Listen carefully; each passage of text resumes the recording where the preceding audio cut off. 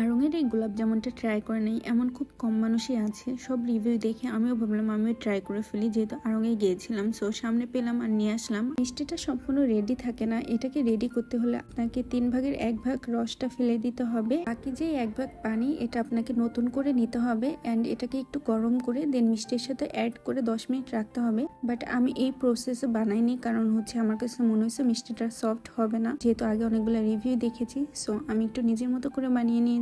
আমি পরিমাণ মতো পানি নিয়েছি। তারপর পানিটা একটু গরম হয়ে গেলে এর মধ্যে আমি মিষ্টি সহ আর ভিতরে যে রসটা ছিল একসাথে ঢেলে দিয়েছি। দেন সবগুলা মিষ্টি পানির সাথে একটু নেড়েচেড়ে ভালো করে মিক্সড করে নিয়েছি, যাতে সম্পূর্ণ রসটা ভালো করে মিশে যায় অ্যান্ড মিষ্টির মধ্যে ভালো করে ঢুকে যায়। এরপরে এটাকে আমি ঢেকে দিয়ে কিছু সময়ের জন্য আমি রান্না করে নিয়েছি।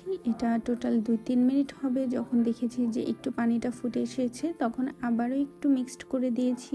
এখানে নেড়ে দেওয়ার মেইন কারণটা হচ্ছে যাতে মিষ্টি দুই পাশটায় ভালো করে সফট হয়ে যায়। আপনারা চাইলে এটা নেড়ে দিতে পারেন অথবা আপনারা জাস্ট ঢেকে রাখতে পারেন। সর্বমোট 10 মিনিট পরে আমি মিষ্টিটা আবার একটু ওপেন করে নেড়ে দেখলাম অ্যান্ড দেখলাম এটা সফট হয়েছে কিনা। মিষ্টিগুলো অনেক বেশি সফট হয়েছিল অ্যান্ড খেতে কেমন হয়েছে সেটা তো পরে দেখাই যাবে। সর্বশেষ হচ্ছে আমি আবারও একটু 2 মিনিট এক্সট্রা ঢেকে রাখলাম অ্যান্ড ফাইনালি যখন দেখলাম উপর দিয়ে একদম মিষ্টিটার একটা স্মেল চলে আসছে, তখন আমি নামিয়ে ফেলেছি। যেহেতু আমি রাতে ভিডিওটা করেছি, কালারটা সুন্দর করে আসেনি, বাট মিষ্টিগুলোর কালার অনেক বেশি সুন্দর হয়েছিল অ্যান্ড প্রত্যেকটা মিষ্টি এত বেশি সফট হয়েছিল। দেন আমি একটা মাটির হাঁড়িতে সবগুলা মিষ্টি নিয়ে নিলাম অ্যান্ড কিছু সময় ঢেকে রেখে দিলাম।